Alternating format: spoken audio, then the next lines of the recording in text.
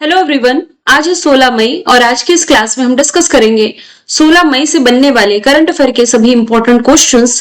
Previous class में हमने देखा था कि किम्बरले प्रोसेस इंटरसेशनल मीटिंग 2026 इसका आयोजन अभी हाल ही में मुंबई में संपन्न हुआ है।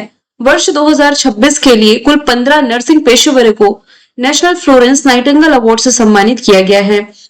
सीपीआई की नई श्रृंखला के लिए अब जो बेस ईयर है 2024 रखा गया है। वीडी सतीशन ये केरला के नए मुख्यमंत्री बनाए गए हैं। इसके अलावा समाचारों में रहा जो सेहत मिशन है ये आईसीएआर और आईसीएमआर के बीच एक पहल है। वीबी रामजी अधिनियम 2025 के तहत जो वैधानिक कार्य की गारंटी 125 दिन दी गई है। न्यायिक सुगमता के लिए सुप्रीम कोर्ट ने रिसेंटली दो पहलों को लॉन्च किया है, वन केस वन डेटा और सुसहाय। हाल ही में पश्चिम बंगाल ने अन्नपूर्णा भंडार योजना की घोषणा करी है। भारत का पहला लो एमिशन जोन पुणे में बनेगा और भोपाल में कार्बन सोखने वाला भारत का पहला शैवाल वृक्ष लॉन्च किया गया है। हंगरी के प्रधानमंत्री पीटर मेग्यार बने हैं और हाल ही में चर्चित आध्यात्मिकता के तरीके सीख रहा जो गावी रोबोट है ये साउथ अफ्रीका का पहला रोबोट भिक्षु यानी कि मॉन्क हो जाएगा। मनोज अग्रवाल मुख्य सचिव बने हैं पश्चिम बंगाल के सेंट स्टीफन्स कॉलेज के 145 वर्षों के इतिहास में पहली महिला प्रिंसिपल के रूप में नियुक्त की गई है सुसान इलियास की। तो सभी क्वेश्चंस हमने देखे प्रीवियस क्लास में। शुरू करते हैं आज का हमारा पहला सवाल। हमारा पहला सवाल है सोने पर हाल ही में बढ़ाए गए टैक्स के संदर्भ में एआईडीसी का क्या मतलब है। आंसर इसका हो जाएगा agriculture infrastructure and development cess. ये है क्या, इसके बारे में हम समझते हैं। देखिए हाल ही में जो भारत सरकार है इसने सोने और चांदी के आयात यानी कि इंपोर्ट पर लगने वाला जो टैक्स है ये लगभग 2 गुना कर दिया है। मतलब कि विदेशों से जो भारत सोना आता था ना, इस पर जो टैक्स लगता था इंपोर्ट टैक्स, इसे लगभग डबल किया है। वित्त मंत्रालय की नई आधिकारिक रिपोर्ट के अनुसार सोने पर प्रभावी कुल आयात जो 9.2% था इससे बढ़कर के डायरेक्ट 18.4% हो गया है। इसके पीछे सबसे बड़ी वजह है देश की मजबूत अर्थव्यवस्था को सुरक्षित रखना।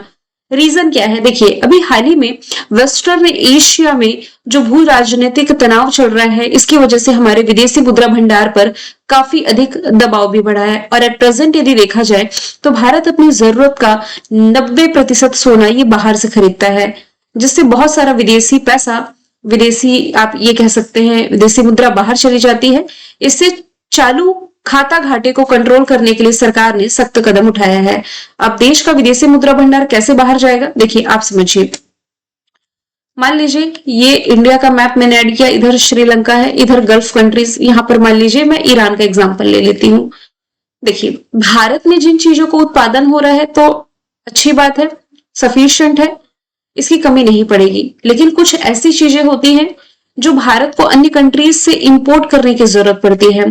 फॉर एग्जांपल भारत अपनी तेल की जरूरतों के लिए गल्फ कंट्रीज पर निर्भर है। इसमें यदि हम एग्जांपल माने कि ईरान से भारत को तेल की आपूर्ति यानी कि जो क्रूड ऑयल है ये इस रास्ते भारत आता है, तो जब ये इंटरनेशनल ट्रेड होता है जिसे आप अंतरराष्ट्रीय व्यापार भी कह सकते हैं, जो भारत का किसी भी कंट्री के साथ हो, तो मोस्टली किया जाता है डॉलर में। डॉलर सबसे मजबूत करेंसी मानी जाती है और डॉलर में ये व्यापार होता है। इसीलिए हम रुपीज में पेमेंट नहीं कर सकते। यदि विदेशों से कोई सामान मंगाया गया है तो इसका रुपीज में पेमेंट नहीं करेंगे, मोस्टली इसमें डॉलर का इस्तेमाल होता है, जिससे हमारी जो विदेशी मुद्रा है ये खर्च की जाती है, ये इसमें खर्च भी होती है तो ये सुरक्षित रहे। इसलिए भी हाल ही में प्रधानमंत्री नरेंद्र मोदी जी कैमरे के सामने आकर के जनता से कुछ गुजारिश भी किए थे। अब वो है क्या, वो आगे करंट अफेयर के क्वेश्चन में हम देखेंगे आज ही। अब यहाँ पर जो टर्म है एआईडीसी ये है क्या, इसे 2021-22 में केंद्रीय बजट में शुरू किया गया ताकि खेती के ढांचे को बेहतर सुधारा जा सके। अब एक और टर्म है जीजेईपीसी, ये क्या है, तो ये भारत में रत्नों और आभूषणों के निर्यात यानी कि एक्सपोर्ट को बढ़ावा देने वाली प्रमुख संस्था है और स्थापना इसकी 1966 में की गई।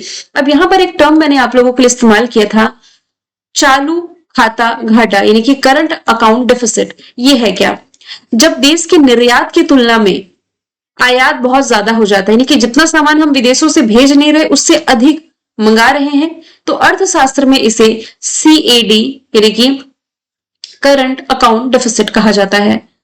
अब कुछ रिलेटेड एमसीक्यूज एग्जाम का पार्ट बन सकते हैं कि सरकार ने ये इंपोर्ट ड्यूटी जो आयात शुल्क है ये बढ़ाया क्यों है, तो ऑप्शन बी इसका राइट आंसर होगा, चालू खाता घाटे को कम करने के लिए।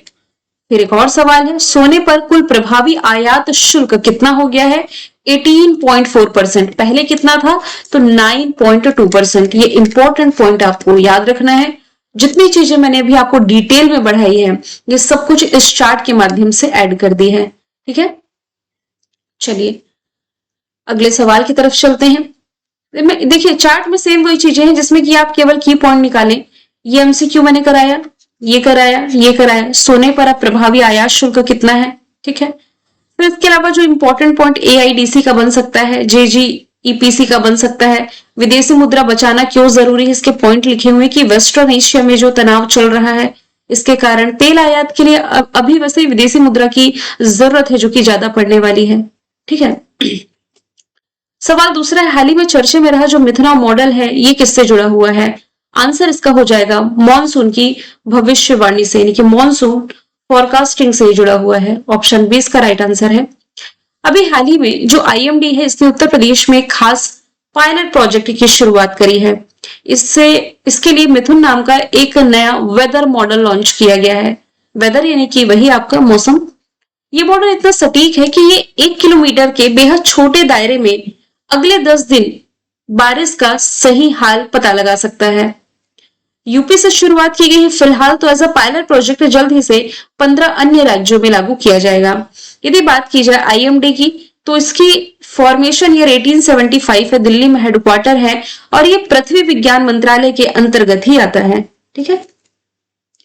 अगले सवाल की तरफ चलते हैं। अच्छा, आईएमडी का जो नया मॉडल है इसकी खासियत क्या है, तो 1 किलोमीटर के स्तर पर सटीक जानकारी दे सकता है। और मिथुना मॉडल को किस संस्थान ने तैयार किया है, तो आईआईटीएम पुणे के द्वारा ये तैयार किया गया है। अब ये आईआईटीएम पुणे है क्या, तो देखिए ये है इंडियन, मैं यहां पर लिख देती हूं, इसकी फुल फॉर्म होती है इंडियन इंस्टीट्यूट ऑफ ट्रॉपिकल मटीरियोलॉजी, ठीक है। ये इसकी फुल फॉर्म है आईआईटीएम पुणे की। जितनी डिटेल मैंने आपको बताई है ना सेम इस चार्ट में मेंशन कर दी है। एक एडिशनल जानकारी आप लोगों को मैं साथ ही साथ बता देती हूँ। देखिए मूल रूप से ये किसके लिए हेल्पफुल होगा, तो ये हेल्पफुल होगा किसानों के लिए। किसानों के लिए क्यों जरूरी है, क्योंकि भारत की आधी से ज्यादा जो खेती है आज भी बारिश के ही भरोसे है। अचानक कभी बादल फट जाता है, कभी भयंकर सूखा पड़ जाता है। तो मिथुन मॉडल के आने से ना ये किसान जान सकेंगे कि कल उनके खेत में बारिश होगी या नहीं, इतनी सटीक भविष्यवाणी कर सकता है। इसलिए मैंने मेंशन किया है कि ये 1 किलोमीटर के भी लेवल की सटीक जानकारी प्रोवाइड करा सकता है। ये इंपॉर्टेंट पॉइंट आपको रिलेट करना है, ठीक है। अगले सवाल की तरफ चलते हैं। किस भारतीय शिप बिल्डर कंपनी ने श्रीलंका के कोलंबो डाक यार्ड का अधिग्रहण किया है, आंसर इसका हो जाएगा Mazagon dock ship builders limited, option B इसका राइट आंसर है। अब इसके बारे में हम समझ लेते हैं। देखिए अभी क्या हुआ है, जैसे कि ये इंडिया का मैप है, इधर है श्रीलंका, श्रीलंका की कमर्शियल कैपिटल कोलंबो है। तो कोलंबो डाक यार्ड का अधिग्रहण Mazagaon dock ship builders limited ने किया है। ये भारत की प्रमुख रक्षा सार्वजनिक क्षेत्र इकाई यानी कि पब्लिक सेक्टर यूनिट है। इसने श्रीलंका के डाक यार्ड इसमें 51% के नियंत्रण की हिस्सेदारी हासिल करी है, आधे से ज्यादा की। वर्ष 2026 में 452 करोड़ लगभग $53 मिलियन का ये जो सौदा है भारत के समुद्री इतिहास में किसी भी अंतरराष्ट्रीय शिपयार्ड का पहला अधिग्रहण है। अब ये राजनीतिक, रणनीतिक और वाणिज्यिक मील का पत्थर साबित हुआ है, क्योंकि ये अधिग्रहण केवल व्यावसायिक कदम नहीं है बल्कि जो इंडियन ओशन वाला रीजन है इसमें भारत की रणनीतिक उपस्थिति को भी मजबूत करने की दिशा में अहम कदम है। अब यदि आपसे पूछा जाए Mazagaon dock ship builders limited के बारे में, तो इसका फॉर्मेशन ईयर है 1934 और इसका हेडक्वार्टर कहां पर हो जाएगा, मुंबई महाराष्ट्र में। तो यहां से इतने की पॉइंट आपको रिलेट करना है। अगला सवाल है, केंद्र सरकार ने ऑटोमेटिक रूट से बीमा कंपनियों में कितने प्रतिशत की एफडीआई यानी कि प्रत्यक्ष विदेशी निवेश की अनुमति दे दी है, तो इसका आंसर हो जाएगा 100%, पूरे 100%। केंद्र सरकार ने रिसेंटली मई के महीने में बीमा कंपनियों में 100% प्रत्यक्ष विदेशी निवेश को ऑटोमेटिक रूट के तहत अधिसूचित कर दिया है। इस फैसले से अब विदेशी इन्वेस्टर्स के लिए भारतीय बीमा बाजार के दरवाजे ये पूरी तरीके से खुल गए हैं। अब इसके बारे में हम समझ लेते हैं। अब देखिए, इस क्वेश्चन में लिखा हुआ है ऑटोमेटिक रूट, ये है क्या और कितने तरह से निवेश रूट है, ये हम समझते हैं। भारत में प्रत्यक्ष विदेशी निवेश मुख्य रूप से दो रास्तों से होता है। दो रास्ते या दो रूट्स भी कह सकते हैं। पहला रूट है ऑटोमेटिक रूट और दूसरा रूट है सरकारी रूट। वन बाय वन हम समझेंगे। सबसे पहले की बात की जाए ऑटोमेटिक रूट की, तो इसे स्वचालित मार्ग भी कहा जाता है। जैसे कि नाम से पता चल रहा है कि इसमें प्रक्रिया काफी सरल होती है और तेज होती है।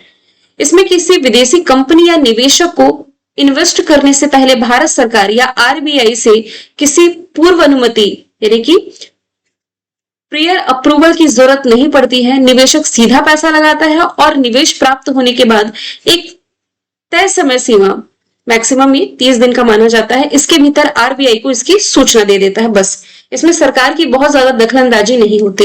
दूसरा जो रूट है ये सरकारी रूट है, इसे अनुमोदन मार्ग कहा जाता है। यहाँ पर सरकार का कंट्रोल थोड़ा ज्यादा होता है, क्योंकि इन्वेस्ट करने से पहले जो भी इन्वेस्टर्स हैं इसे संबंधित मंत्रालय या विभाग से पहले परमिशन लेनी पड़ेगी, तब ये इन्वेस्ट कर सकता है। अब ध्यान देने वाली बात यह है कि अभी जितने भी रूल्स मैंने आपको बताए हैं या फिर एफडीआई के लिए जो दो इंपॉर्टेंट रूल्स अभी या रूट बताए हैं, एक तो ऑटोमेटिक रूट और दूसरा सरकारी रूट, इसमें फिलहाल एलआईसी को इस नियम से बाहर रखा गया है। एलआईसी भारतीय जीवन बीमा निगम, और इसे निवेश की सीमा से अलग रख के, मतलब कि बाकियों के लिए जो 100% है, तो ये एलआईसी के लिए रखा गया है फिलहाल 20%। मतलब कि एलआईसी में विदेशी निवेश की जो सीमा है ये 20% पर सीमित की गई है, जो ऑटोमेटिक रूट के माध्यम से होगा। अब ऑटोमेटिक रूट क्या है ये मैं ऑलरेडी आपको एक्सप्लेन कर चुकी हूँ। चलते हैं अगले सवाल की तरफ। प्राइम मिनिस्टर नरेंद्र मोदी जी ने किस क्राइसिस का जिक्र करते हुए जनता से ईंधन की बचत, वर्क फ्रॉम होम, सोना खरीदने से बचने और विदेशी यात्रा में कमी की अपील की है? इस क्वेश्चन को हम ऑलरेडी डिस्कस कर चुके हैं, जिसमें कि वेस्टर्न एशिया में जो क्राइसिस चल रहा है, जिसके कारण प्रधानमंत्री नरेंद्र मोदी जी ने रिसेंटली फ्यूल कंजर्वेशन और इलेक्ट्रिक व्हीकल का ज्यादा से ज्यादा यूज, पब्लिक ट्रांसपोर्ट का यूज, वर्क फ्रॉम होम का कल्चर और सोना खरीदने से बचने की भी अपील की है, कम से कम 1 साल तक। टूरिज्म की बात की जाए तो विदेशी यात्रा में कमी करके इंडियन टूरिज्म को प्रमोट करने की बात कही गई है। अब वेस्टर्न एशिया में क्या चल रहा है हर 1-2 दिन में तो हम डिस्कस करते ही रहते हैं। अब यहाँ पर एक सवाल आता है कि क्या 1991 में जो क्राइसिस आया था, क्या सेम भारत वो फेस करने वाला है? तो फिलहाल ये पॉसिबिलिटी नहीं दिखती, क्योंकि भारत के पास जो विदेशी मुद्रा भंडार है ये $700 बिलियन क्रॉस कर चुका है। अब विदेशी मुद्रा भंडार है क्या, कहां पर इसका यूज होता है, ये ऑलरेडी अभी हमने डिस्कस किया है। तो करंट अकाउंट डेफिसिट अभी कंट्रोल में है, और यदि इसके लॉन्ग टर्म सोल्यूशन नहीं निकाले गए तो आर्थिक दबाव भारत की ओर बढ़ सकता है। अब अगले सवाल की तरफ यदि हम चलें कि हर साल जो राष्ट्रीय डेंगू दिवस है यानी कि नेशनल डेंगू डे, ये मनाया कब जाता है? मई महीने की 16 तारीख को ये हर साल सेलिब्रेट किया जाता है। पर्पस क्या है? तो डेंगू के प्रति अवेयरनेस बढ़ाने और इसके बचाव के उपायों को बढ़ावा देने के लिए, साथ ही इसके उपचार के बारे में जानकारी देने के लिए मनाया जाता है। इसके लिए जो नोडल मंत्रालय है, इसकी शुरुआत की बात की जाए तो स्वास्थ्य परिवार कल्याण मंत्रालय इसके लिए जिम्मेदार है। हर बार एक थीम डिसाइड की जाती है। इस बार की थीम है डेंगू नियंत्रण में सामुदायिक भागीदारी, जांच करें, साफ करें और ढके, यानी कि community participation for dengue control, check, clean and cover. मई मंथ के ऑलरेडी जो इंपॉर्टेंट डेज हम डिस्कस कर चुके हैं, इसमें 1 मई को है आपका इंटरनेशनल डे ऑफ लेबर, और महाराष्ट्र और गुजरात ये दोनों ही सेम डे अपना फाउंडेशन डे सेलिब्रेट करते हैं, क्योंकि 1960 में दोनों राज्य एक दूसरे से अलग होकर के एक अलग राज्य बने थे। 2 मई को वर्ल्ड ट्यूना डे, 3 मई को वर्ल्ड प्रेस फ्रीडम डे, और वर्ल्ड प्रेस फ्रीडम इंडेक्स या प्रेस फ्रीडम इंडेक्स की मैं बात करूं तो ये इस साल का रिलीज किया गया है, जिसमें कि इंडिया 157 प्लेस पर रहा है। टॉप पर अभी भी नॉर्वे है। पूछा जाए कि प्रेस फ्रीडम इंडेक्स ये किस संस्था के द्वारा रिलीज किया जाता है, तो ये हो जाएगा रिपोर्टर्स विदाउट बॉर्डर। कोयला खनिक दिवस है 4 मई को, वर्ल्ड एथलेटिक्स डे है 7 मई, वर्ल्ड थैलेसीमिया डे है 8 मई, और same day world red cross day मनाया जाता है। 11 मई को है राष्ट्रीय प्रौद्योगिकी दिवस यानी कि नेशनल टेक्नोलॉजी डे, और 12 मई को हो जाएगा अंतरराष्ट्रीय नर्स दिवस। नेक्स्ट क्वेश्चन है 95 नंबर का। ये जो ला लीगा टूर्नामेंट है, एक तरह का फुटबॉल टूर्नामेंट, पूछा जा रहा है कहां पर इसका आयोजन किया गया, जिसका खिताब जीता है बार्सिलोना ने रियल मैड्रिड को हरा करके। तो रिसेंटली इसका आयोजन स्पेन में किया गया था। तो ला लीगा है क्या? फुटबॉल टूर्नामेंट है। जीता किसने है? बार्सिलोना ने। हराया किसे? रियल मैड्रिड को। एडिशन पूछा जाए तो 95th इसका एडिशन था, जिसमें बार्सिलोना ने रियल मैड्रिड को 2-0 से हरा करके खिताब जीता। और इसका जो मुकाबला है बार्सिलोना का जो डोमेस्टिक मैदान है स्पॉटिफाई कैंप नौ में आयोजित किया गया। यदि बात की जाए यहां से इंग्लैंड की, तो देखिए महिलाओं का जो T20 वर्ल्ड कप है 2026 का, ये इंग्लैंड और वेल्स में ही आयोजित किया जाएगा। फ्रांस की यदि बात की जाए, पेरिस में यूनेस्को का हेडक्वार्टर है। अभी जो कांस फिल्म फेस्टिवल थे ये रिसेंटली फ्रांस के कांस में आयोजित किए गए। अमेरिका के एक करंट अफेयर आगे हम डिस्कस करेंगे। फुटबॉल का डिस्कशन है, तो फुटबॉल को रेगुलेट करने वाली, मतलब अंतरराष्ट्रीय स्तर पर यदि हम देखें तो फीफा इसे रेगुलेट करने वाली बॉडी है। फीफा यानी कि federation international the football association 1904 formation year है। ज्यूरिख स्विट्जरलैंड में हेडक्वार्टर और गियानी इन्फैनेटो इसके अध्यक्ष है। हर साल नहीं, हर 4 साल में ये वर्ल्ड कप का आयोजन किया जाता है, चाहे पुरुषों का हो या महिलाओं का हो। तो अभी जो next FIFA mains world cup है 2026 का, इसे 3 कंट्री मिलकर होस्ट करेगी। यदि आप वर्ल्ड मैप देखे होंगे तो वर्ल्ड मैप में नॉर्थ अमेरिका में सबसे ऊपर कनाडा है, फिर अमेरिका है और फिर मैक्सिको है। तो यही 3 कंट्री मिलके इस साल का FIFA mains world cup host करेंगी। नेक्स्ट ईयर 2027 में होगा महिलाओं का वर्ल्ड कप, जिसे होस्ट करेगी ब्राजील। भारत की यदि बात की जाए तो राष्ट्रीय स्तर पर फुटबॉल को रेगुलेट करने वाली जो बॉडी है ये है ऑल इंडिया फुटबॉल फेडरेशन, और इसके प्रमुख हो जाएंगे कल्याण चौबे। अगले सवाल की तरफ चलते हैं। भारत की पहली सेमी हाई स्पीड रेल परियोजना को कैबिनेट ने धोलेरा और किस शहर के बीच में मंजूरी दी है? तो आंसर इसका हो जाएगा अहमदाबाद। यानी कि भारत की जो पहली semi high speed rail project है ये धोलेरा और अहमदाबाद के बीच चलने जा रही है, और दोनों ही आपके गुजरात में है। सबसे पहली बात, यहाँ पर जो टर्म लिखा हुआ है सेमी हाई स्पीड रेल परियोजना, ये होती क्या है? तो आप कह सकते हैं कि ऐसी रेल लाइन जिसमें जो पारंपरिक ट्रेनें चलती है ना, जैसे कि शताब्दी एक्सप्रेस हो गई या राजधानी एक्सप्रेस, तो इसके कंपैरिजन में बहुत तेज गति की ट्रेनें यहाँ पर चलती हैं। मतलब ऐसा भी नहीं कि बुलेट ट्रेन चलेगी, थोड़ा इससे कम, लेकिन नॉर्मल ट्रेन से थोड़ी स्पीड इसकी ज्यादा होती है। तो रिसेंटली अभी कैबिनेट ने इसे मंजूरी दे दी है, जो कि अहमदाबाद और धोलेरा के रूट को कवर करेगा। लगभग 20,667 करोड़ रुपए का ये प्रोजेक्ट है, और यात्रा करने में यहाँ पर 1 घंटे से भी कम समय लगेगा, लगभग 48 मिनट। पर्पस क्या है? तो धौलेरा स्मार्ट सिटी को कनेक्टिविटी प्रदान करना और औद्योगिक विकास को बढ़ावा देना। रिसेंटली इंडियन रेलवे से रिलेट करते हुए कुछ करंट अफेयर के फैक्ट्स हमने देखे, जैसे कि इंडियन रेलवे का जो 18th जोन बना है साउथ कोस्ट रेलवे, इसका हेडक्वार्टर आंध्र प्रदेश के विशाखापट्टनम में है। इसी साल जनवरी के महीने में प्रधानमंत्री नरेंद्र मोदी जी ने भारत की पहली sleeper Vande Bharat train launch करी थी। कहां से? हावड़ा और गुवाहाटी रूट के बीच। हावड़ा आपका पश्चिम बंगाल में, गुवाहाटी आपका असम में, इसे कनेक्ट कर रहा है। भारत की पहली हाइड्रोजन पावर ट्रेन का सफल आइसोलेशन ट्रायल किया गया है हरियाणा के जींद सोनीपत मार्ग पर। भारतीय रेलवे का सर्वोच्च सम्मान मिला है चंदना सिन्हा को। अभी रिसेंटली अंतरराष्ट्रीय महिला दिवस के मौके पर इंडियन रेलवे ने एक ऐप लॉन्च किया है जिसका नाम है शाइन ऐप।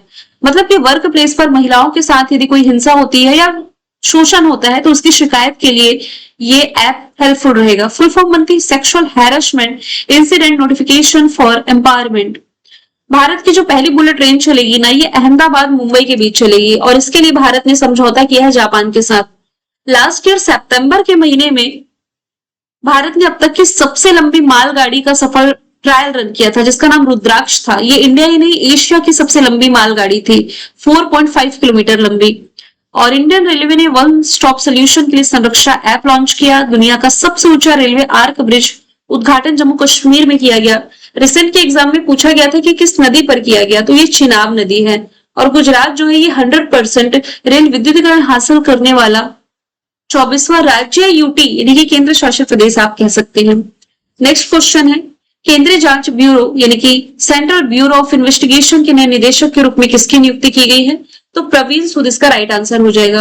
अब आप कहेंगे कि प्रवीण सूद तो पहले से ही इसके डायरेक्टर थे, तो इनका जो कार्यकाल है भी एक्सटेंड किया गया है, क्योंकि मई 2026 में इनका कार्यकाल कंप्लीट होने जा रहा था 24 मई को, तो एक्सटेंड किया गया है इन्हें अगले साल तक के लिए, 2027 तक के लिए।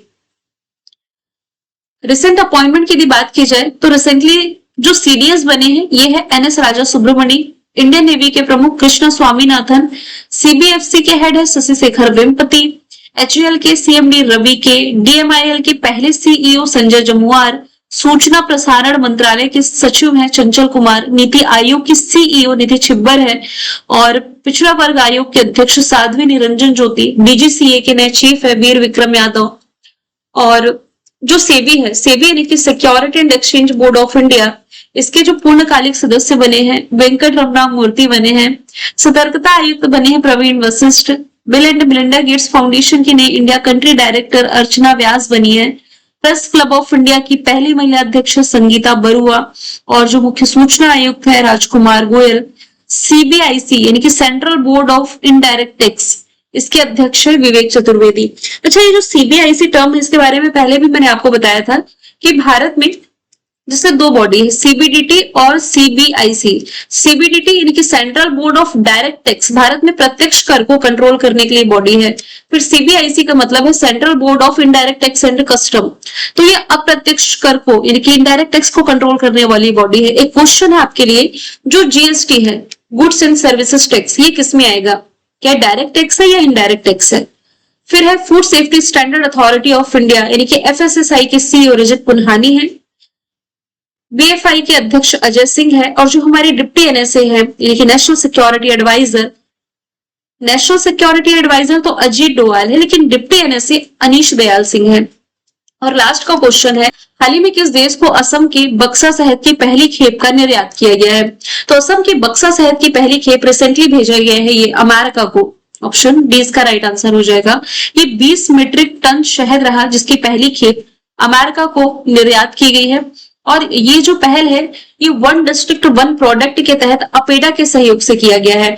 वन डिस्ट्रिक्ट वन प्रोडक्ट है क्या कि मान लीजिए राज्य में जितने जिले हैं उन जिलों का एक पर्टिकुलर प्रोडक्ट जो बहुत ज्यादा फेमस है, इसे एक विशिष्ट पहचान देने के लिए पहल शुरू की गई थी। इससे फायदा क्या होगा, तो इस पहल से बक्सा जिले के लगभग 500 स्थानीय मधुमक्खी पालकों की आय में यानी कि इनकी इनकम में बढ़ोतरी होगी। और खास बात यह है कि बक्सा शहद बोडोलैंड प्रादेशिक क्षेत्र का एक प्रीमियम और ऑर्गेनिक शहद है, जिसके कारण इसकी एक विशिष्ट पहचान भी है। असम की स्लाइड तो मैंने ऐड नहीं करी है, लेकिन रिसेंटली इसके जो मुख्यमंत्री हैं ये फिर से हेमंता बिस्वा शर्मा बने, मेजोरिटी के साथ इन्हें ये पद मिला है, बीजेपी से है। प्रीवियस क्लास में मैंने आपसे पूछा था इंटरनेशनल बिग कैट अलायंस के बारे में, इसकी फर्स्ट समिट है जो कि होस्ट करेगा भारत, राजधानी दिल्ली में। आज का सवाल है आप लोगों के लिए कि सब भारतीय युवा वैज्ञानिक को संयुक्त राज्य अमेरिका में यूनिवर्सिटी इनोवेटर अवार्ड प्रदान किया गया। आंसर इसका जो भी है कमेंट बॉक्स में बताएं। मिलेंगे नेक्स्ट क्लास में। Thank you so much.